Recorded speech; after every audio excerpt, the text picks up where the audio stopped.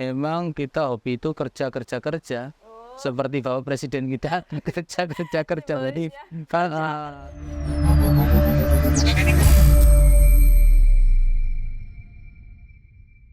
Selamat sore Pak Badarudin. iya, selamat sore. Baik, sehat Pak? Alhamdulillah sehat sekali. Ya. Pak, boleh diceritakan Pak terkait latar belakang Pak Badarudin Pak? Oh iya, latar belakang saya dulu saya mantan seorang TKI di luar negeri, yaitu negara Malaysia. Saya bekerja di Malaysia 8 tahun. Alhamdulillah terus pulang membangun desa, menjadi kepala desa buruh dengan masyarakat desa di Talonombo ini. Menjabat sebagai kepala desa sudah berapa periode nih Pak? Saya menjabat kepala desa mulai tahun 2019, satu periode ini. Oh, baru satu periode Pak. Oke Pak, kalau ditahu nih Pak Badarudin kan dulu pernah bekerja sebagai TKI. Nah itu apa sih Pak motivasinya itu Pak? Apakah Bapak senang bekerja sampai harus bekerja di luar seperti itu? Ya, sebetulnya kita sebelumnya pernah bekerja di PT Utama Karya Persero Tbk Jakarta sebagai surveyor. Namun ketika itu kan kita berpikir-pikir gaji yang tidak begitu seberapa. Yep. Terus saya juga kebetulan orang tua ada yang sakit memerlukan biaya, jadi saya harus ekstra mendapatkan uang untuk biaya pengobatan orang tua saya, dan saya memutuskan untuk ke luar negeri untuk mendapatkan hasil yang lebih banyak seperti itu. Oke, berarti emang cerita ini tuh ada ceritanya. Ada ceritanya. Oke, Pak. Oh ya, Bapak ini kan baru satu periode nih di Desa Talonombo. Nah, selama ini apa sih Pak prestasi yang sudah Bapak capai untuk Desa Talonombo sendiri bro? Kalau untuk prestasi sebetulnya mungkin belum ada lah, tergantung bagaimana orang itu melihat keberhasilan kita. Yang jelas kita hari ini sudah bisa mengelola TPS 3R, yang mana sampah plastik itu kita olah menjadi BBM, dan BBM-nya bisa digunakan untuk mobil, diesel dan sebagainya. Sudah uji lemigas juga, itu satu. Kedua, kita juga mempunyai Joglo Soekarno yang satu-satunya ada di Indonesia, ada di Talonombo. Oh, satu-satunya di Indonesia hanya ada di Talonombo. Oke, Pak, itu tadi terkait pengelolaan sampah itu sudah berapa lama Pak? Sudah mulai tahun 2017 baru embrionya, tapi kita mulai ada pengolahan sampah plastik menjadi BBM, menjadi pupuk organik, dan pengembangan maggot itu sejak tahun 2022.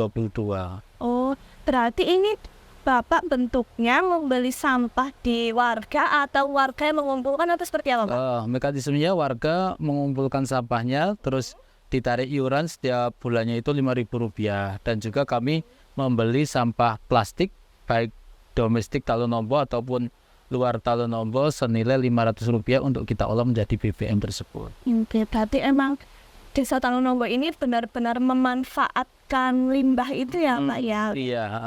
Jadi buat masyarakat desa lain selain Desa Talonombo bisa diikuti contoh dari Desa Talonombo ini, memanfaatkan benar-benar sampah atau limbahnya itu bisa jadi motivasi buat desa lain ya Pak ya? Iya, benar. Oke, selain itu juga ada Pendopo Soekarno ya Pak? Ya, Joglo Soekarno tadi itu.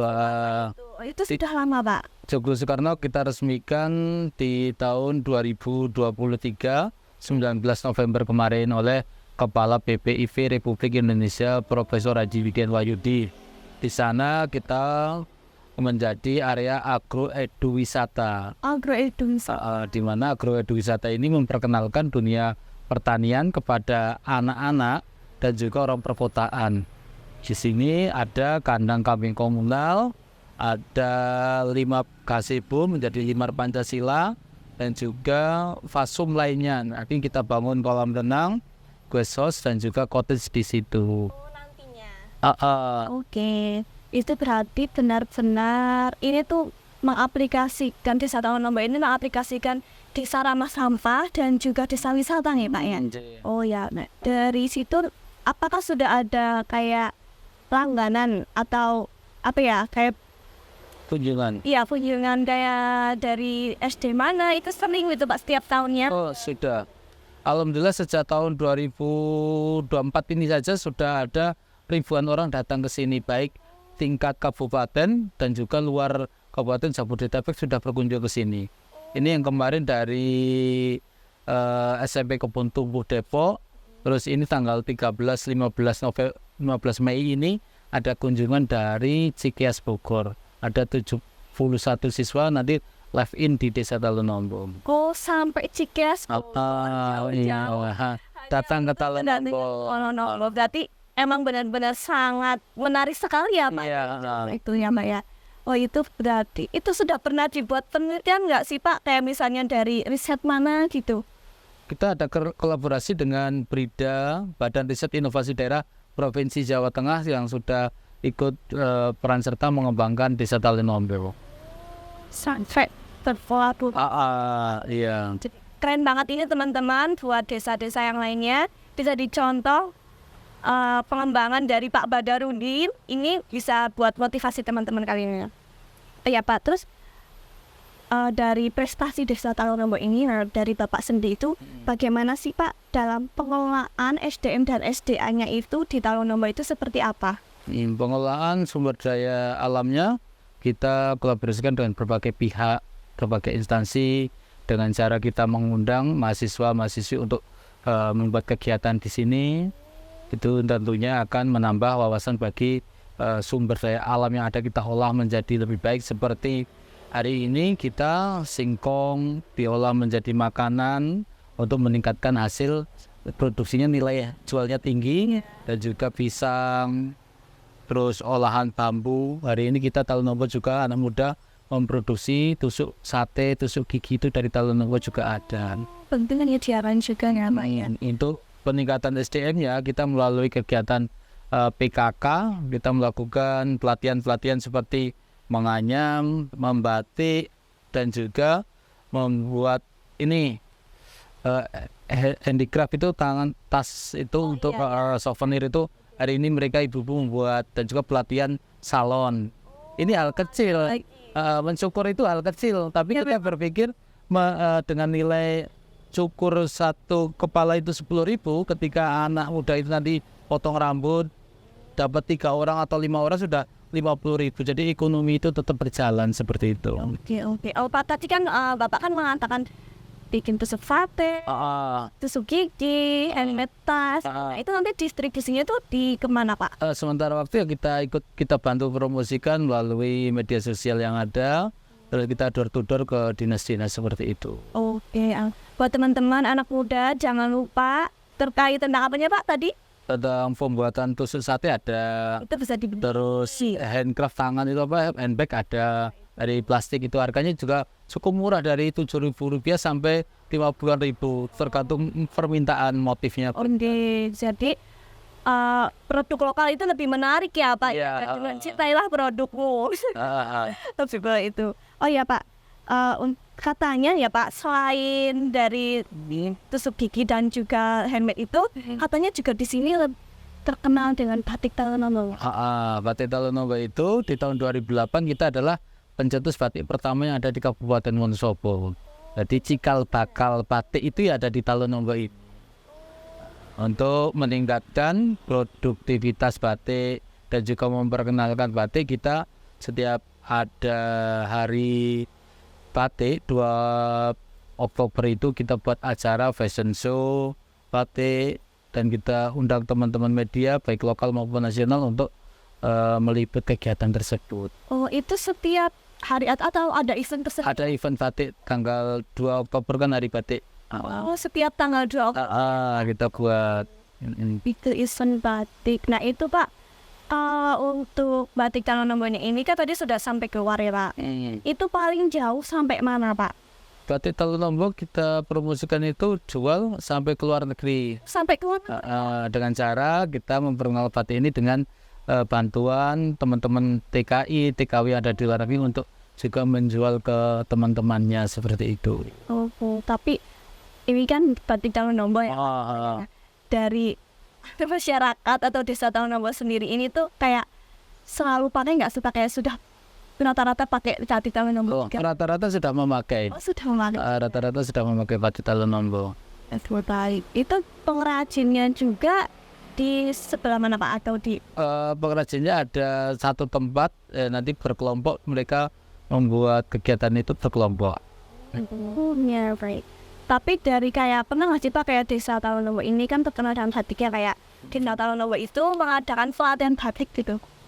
Hari ini kita dengan program menyambut program Kampus Merdeka P5 ini, anak-anak yang berkunjung ke Talonowo kita ajari membatik.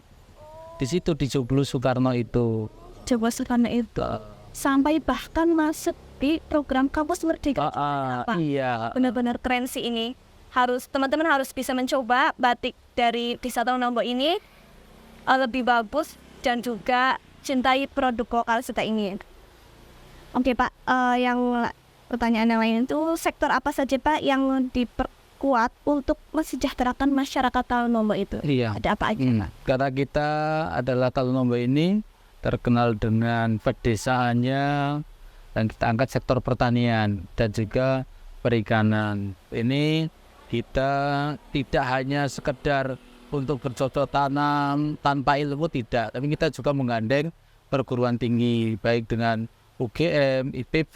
Yang terbaru ini kita komunikasikan dengan Kemenristek Dirjen Dikti dan juga Unsud untuk membuat program di Talonowo ini.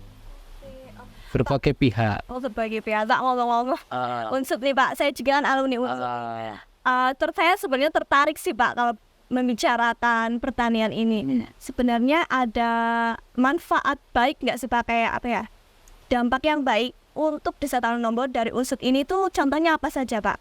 Adalah yang tadinya itu kita menanam dengan pola sembarangan, dengan adanya kolaborasi ini mendapatkan ilmu tata cara pengelolaan yang baik, peningkatan hasil dan juga melakukan bisa pencegahan hama.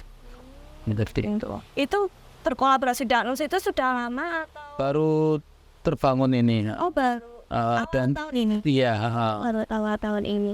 Dan itu kayak misalnya hasil panennya itu sudah bisa mulai didistribusikan gimana atau seperti apa Pak? Yang dengan Unsud itu kita akan pola menanam, kemarin sudah menanam pohon Cavendish dan sudah hidup belum berbuah, namun kita nantinya ketika pasarnya sudah hasil produksinya sudah banyak, ini Unsud bisa memfasilitasi ke pabrik Nestle untuk menjadi bubur untuk anak-anak bayi tersebut. Oke, nanti Unsud juga menjembatani pendistribusian.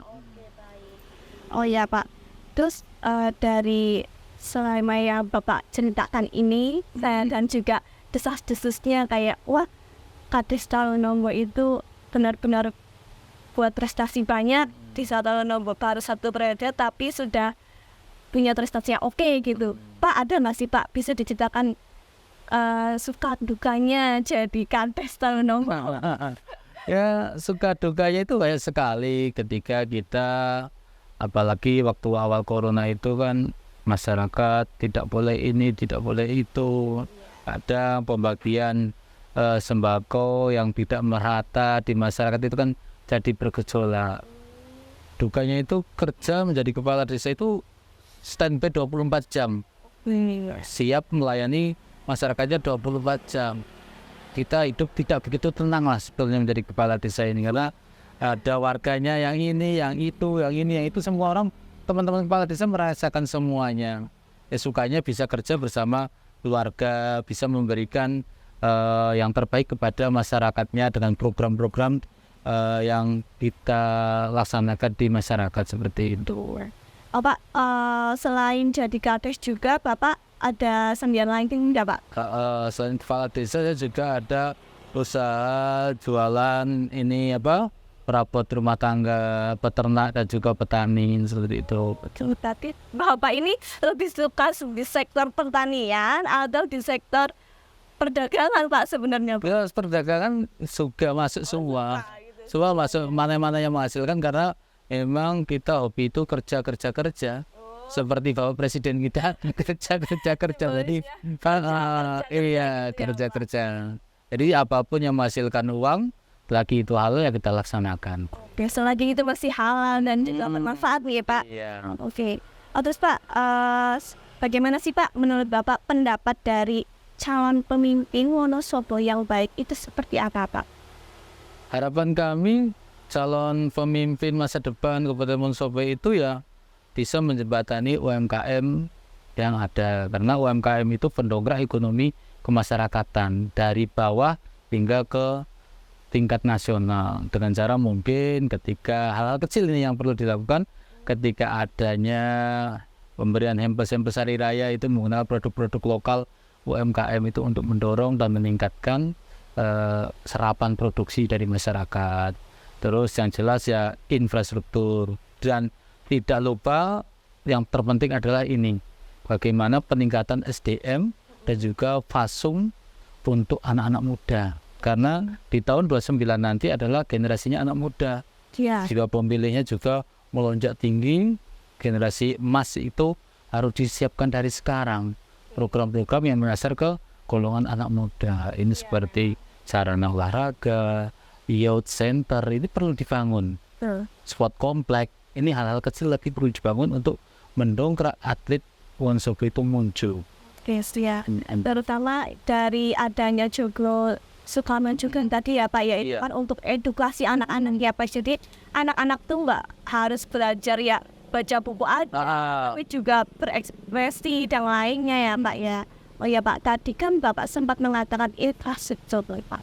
Nah, kalau dari Desa Talonombo ini menurut Bapak itu infrastrukturnya sudah bisa dikatakan layak atau belum Pak? Infrastruktur di Desa Talonombo masih ya lumayan. Kita anggaran untuk khususnya dari dana desa itu kita plotkan anggaran untuk membuka akses jalan usaha tani, yang mana tadinya petani itu harus jalan sampai 1 kilo, 2 kilo harus berjalan kaki. Hari ini sudah bisa menaiki kendaraan dan juga traktor itu bisa masuk. Kenapa kita bangun hanya 1,5 meter? Itu untuk menghindari percepatan pembangunan menjadi pemukiman. Jika hal ini saya bangun 3 meter, 4 meter, otomatis nanti pemukiman akan beralih. Dan nanti ketika masyarakat itu akan beralih ke pemukiman, akan kita arahkan ke lahan-lahan yang kurang produktif seperti itu. Ini berpikir jangka panjang 10 tahun yang akan datang. Pak, ini berarti yang Bapak unggulkan itu memang jalan dulu ya Pak ya? Jalan akses ke petani untuk menarik minat kembali anak-anak muda bertani. Ketika akses mudah, irigasi mudah, insya Allah nanti anak-anak muda ini akan tergerak untuk bertani. Ya emang benar sih Pak, kayak jalan tuh akses utama gitu. Malas lah ke Talonombo jalan gini. Jangan salah, sekarang Talonombo jalannya udah bagus gitu ya Pak. Tapi untuk dari sektor pendidikan sekarang ini Pak, itu infrastrukturnya seperti apa Pak? Untuk pendidikan kami di Talonombo itu ada SD, ada SMP dan juga MTS. Kebetulan saya juga mengelola yayasan MTS di Desa Talonombo, dan yang tidak berkesempatan melalui pendidikan formal, kami melalui anggaran dana desa mengadakan kejar paket B dan C. Sudah meluluskan 1 periode, dan ini insya Allah nanti bulan depan ini akan meluluskan 1 angkatan lagi. Berarti maaf nih Pak ya, kalau kayak yang sekolah, anak-anak sekolah itu di Desa Talonombo ini berarti sudah semuanya itu sampai jenjang SMA gitu. Ada yang putus. Ketika yang putus sekolah itu kita ajak masuk ke kejar paket C untuk mendapatkan kesetaraan pendidikan. Tapi rata-rata sekarang sudah SMA semua. Iya, rata-rata SMA. 9 tahun belajar gitu melalui programnya Presiden juga. Oke Pak. Nah, menurut tadi kan Bapak yang sudah ceritakan itu bahwa kepemimpinan yang baik untuk calon pemimpin di Wonosobo itu yang baik seperti apa. Nah, kalau dari Bapak itu kriterianya seperti apa aja Pak? Kriterianya? Ya untuk pemimpin yang baik. Pemimpin yang baik ya yang mau mendengarkan masyarakat, mau terjun langsung ke masyarakat dan mempunyai visi-misi yang jelas untuk ke depan, karena kita untuk tatanan dunia itu sudah berbeda dengan metode mungkin hari ini dan 5 tahun ke depan itu sudah berbeda. Yang mampu mempersiapkan 5-10 tahun yang akan datang itu seperti apa, itu harus dipikirkan dari hari ini, yang tentunya beliaunya mempunyai relasi yang baik di tingkat lokal dan juga nasional ini untuk mempercepat pembangunan program-program masuk ke daerah seperti itu. Oke, Pak ini kan saya mau cak kepemimpinan nih Pak. Nah kira Bapak tuh ada kepikiran nggak sih Pak kayak saya masih 1 periode mau nyalon lagi, gitu, ada kepikiran yang gitu? Ya, kita melihat perkembangan saja nanti bagaimana masyarakat menilai dan juga menginginkan, karena jabatan ini kan tidak keinginan kita 100%, tapi masyarakat yang menentukan. Bila mana masyarakat memang memerlukan kami untuk berkhidmat, ya kami akan berkhidmat seperti itu. Oke, oh ya. Ini Pak yang viral nih Pak. Kemarin kan sempat ada balon nih Pak. Nah, tapi kalau dari Desa Talonombo ini tuh kayak, di tempat saya nggak ada balon, tapi saya bikin lampion. Nah itu tuh idenya tuh dari mana Pak Baik sendiri Pak bikin lampion? Iya, ini kan di Wonosobo sudah menjamur balon, dan juga alhamdulillah Wonosobo sangat bagus sekali dengan adanya balon ini, yang tentunya peningkatan ekonomi UMKM masyarakat tumbuh. Hotel-hotel, penginapan, homestay, semua jalan sampai macet ini bagus sekali. Kami sangat mengapresiasi kepada anak-anak muda, seluruh masyarakat yang ada di Kabupaten Wonosobo sudah berupaya mendongkrak perekonomian dan juga memperkenalkan Wonosobo ke dunia, tidak hanya nasional tapi internasional. Nah ini di Talonombo kita juga upaya membuat hiburan, membuat keramaian, mengumpulkan masyarakat dengan cara menerbangkan lampion bersama di Joglo Soekarno tersebut. Idenya ya melihat potensi peluang yang ada saja. Mungkin ini dengan peluang ini dapat menghasilkan income untuk kaum pemuda yang ada di desa. Nah itu kira-kira ada berapa lampion Pak yang diterbangkan atau pembuatannya itu ada berapa lampion Pak? Baru kemarin ya kita terbangkan ada 1000-an lampion. Tapi kedatangan ada 2000 lebih karena kita baru pertama, persiapannya masih kurang, tapi alhamdulillah pengunjungnya tidak hanya dari lokal Wonosobo namun juga luar kabupaten yang datang. Oke Pak, boleh di-spill nggak Pak kayak bulan kemarin nih kan ada event lampion. Nah untuk bulan-bulan kedepannya ada acara apa sih Pak nanti yang mau Desa Talonombo bikin gitu? Dan bulan depan ini kita nanti ada kerjasama dengan Universitas Negeri Semarang. Nantinya mungkin akan buat lomba puisi dan juga acara batik kayaknya. Ini sudah kita komunikasikan, namun hari dan tanggalnya belum kita sepakati seperti itu. Oke Pak, pesannya nih Pak dari Pak Badarudin selaku Kepala Desa Talonombo untuk desa-desa dan masyarakat yang lain itu seperti apa Pak?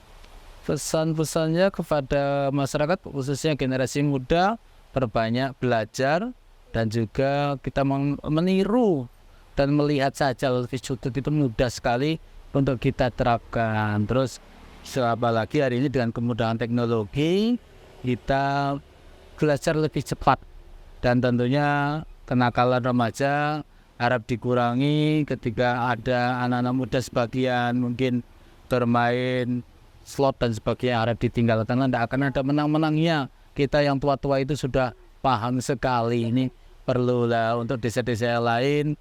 Saya rasa desa-desa lain sudah lebih baik, lebih bagus daripada Desa Talonombo. Kita banyak belajar dari teman-teman desa yang lain. Oke baik Pak.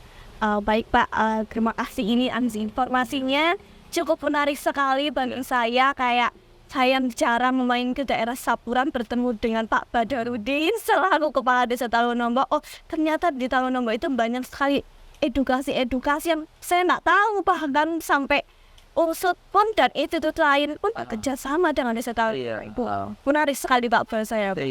Jadi buat desa-desa yang lain, ayo gunakan SDA atau SDM kalian seperti Desa Talonombo ini agar bisa dikenal tidak hanya dengan tren yang ada, tapi juga ilmunya bisa bermanfaat untuk orang lain. Iya.